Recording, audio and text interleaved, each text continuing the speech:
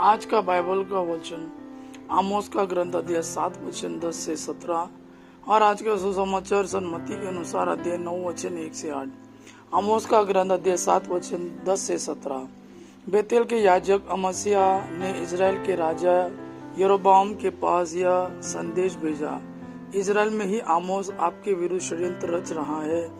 देश उसके भाषण सह नहीं सकता, क्योंकि आमोस ने यह कहा है, यरोबाम तलवार के घाट उतारा जाएगा और इजराइल अपने स्वदेश से निर्वासित किया जाएगा।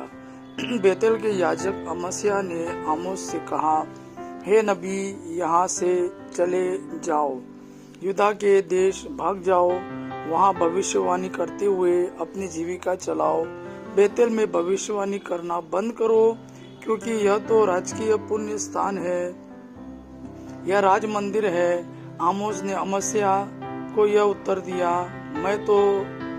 मैं ना तो नबी था और ना नबी की संतान, मैं चरवाहा था और गुलर के पेड़ छाटने वाला।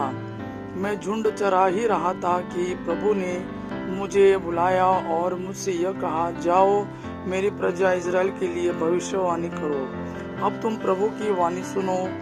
तुम तो कहते हो, इजराइल के विरुद्ध भविष्यवाणी मत करो, इसाक के वंश के विरुद्ध बकवाद मत करो, किंतु प्रभु यह कहता है, तुम्हारी पत्नी यहाँ नगरवधु बन जाएगी, तुम्हारे पुत्र पुत्रियां तलवार के घाट उतार दिए जाएंगे और तुम्हारी भूमि जरीब द्वारा बांट दी जाएगी। तुम स्वयं एक अपवित्र देश में मरोगे और इस्राएल अपने स्वदेश से निर्वासित किया जाएगा।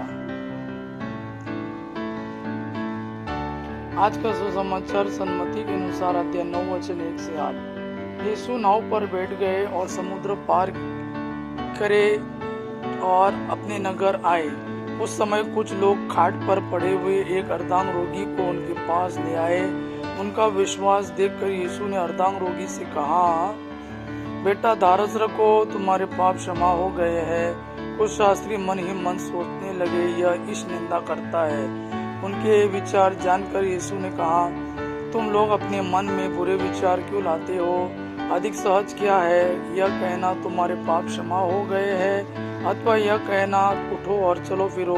किंतु इसलिए कि तुम लोग यह जान लो कि मानव पुत्रों को पृथ्वी पर पाप क्षमा करने का अधिकार मिला है। तब वह अर्धांग रोगी से बोले, उठो और अपनी खाट उठाकर घर जाओ। और वह उठकर अपने घर चला गया।